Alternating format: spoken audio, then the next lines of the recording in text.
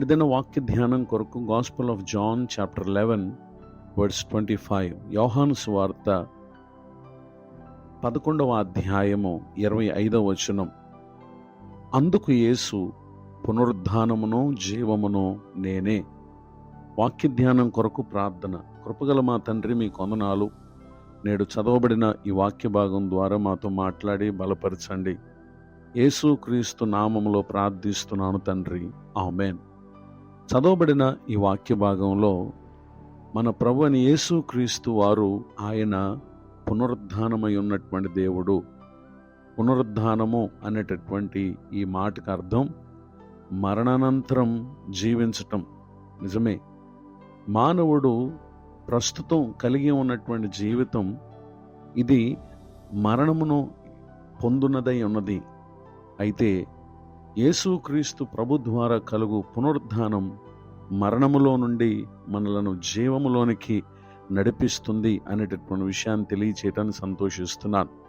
ప్రస్తుతం ఉన్నటువంటి ఈ జీవాన్ని మనం విడిచి నిర్జీవ స్థితికి వెళ్ళటం మరణం. ఆ తర్వాత కలుగు పునరుద్ధానం అది మనలను నిత్య జీవానికి నడిపిస్తుంది. గనుక యేసుక్రీస్తు ప్రభువారు ఈ దీవెనకు అనగా నిత్య జీవమునకు ఒక వ్యక్తి పాత్రుడు కావాలంటే పునరుద్ధానం చెందాలి. ఈ పునరుద్ధాన స్థితి ఒక వ్యక్తి తన జీవితంలో పొందాలి అని అంటే gospel of John chapter 5 verse 24. యోహాను సువార్త 5వ అధ్యాయము 24వ వచనం.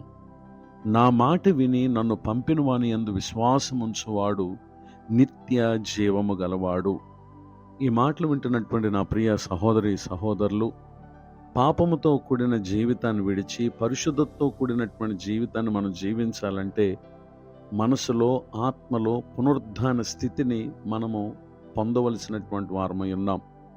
ఎవరైతే ప్రభు అయిన యేసుక్రీస్తు ద్వారా కలుగు ఈ నూతన జీవమును ఇహమందు పొందుతారో వారు ఏ రోజున ఈ లోకాన్ని విడిచినప్పటికీ వారు ఆ తర్వాత అనగా మేఘారూఢుడై మధ్యాకాశానికి మన ప్రభు అయిన యేసుక్రీస్తు వారు వచ్చినప్పుడు మనము మహిమ దేహాన్ని ధరించుకుని ఆయనను ఎదుర్కొనటానికి వెళతాము అనేటటువంటి విషయాన్ని Paul's epistle to Thessalonians, 1 Thessalonians chapter 4 verse 13 to 18.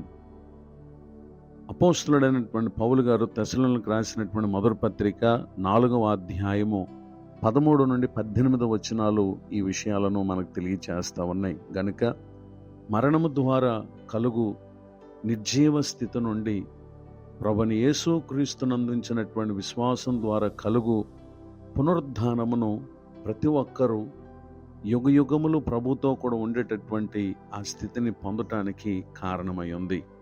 కేవలం విశ్వసించినటువంటి వారు మాత్రమే కాదు కానీ అవిశ్వాసులైనటువంటి వారు కూడా ఈ పునరుద్ధాన స్థితిని పొందుతారు.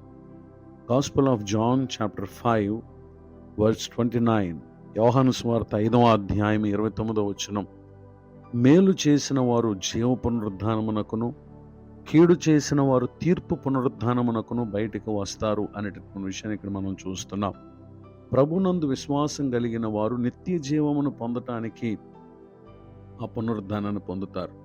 ప్రభునందు విశ్వాసం లేక ఈ లోకాన్ని విడిచిపెట్టినటువంటి వారు వారి క్రియలను బట్టి తీర్పు పొందటానికి వారు పునరుద్ధానమును పొంది ఆ తర్వాత వారికి నియమింపబడినటువంటి నిత్య నరకాగ్నిలోనికి వారు త్రోసివేయబడతారు. ఆ స్థలమందు అక్కడ ఏడుపును పండ్లు కొరుకుటయు ఉంటాయి. యుగయుగాలు యాతన పడేటటువంటి దుర్భర స్థితి ఏర్పడుతుంది. ఈ మాటలు వింటున్నటువంటి నా ప్రియ సహోదరి సహోదరులు, పునరుద్ధానమును నేనే అని సెలవిచ్చిన యేసుక్రీస్తునందు ఉంచిన విశ్వాసం ద్వారా కలుగు ఈ దీవెనకు నా ప్రియులకు మీరందరూ పాత్రులు కావాలని కోరుతూ ఈ మాటలు ముగిస్తున్నాను. ప్రార్థన.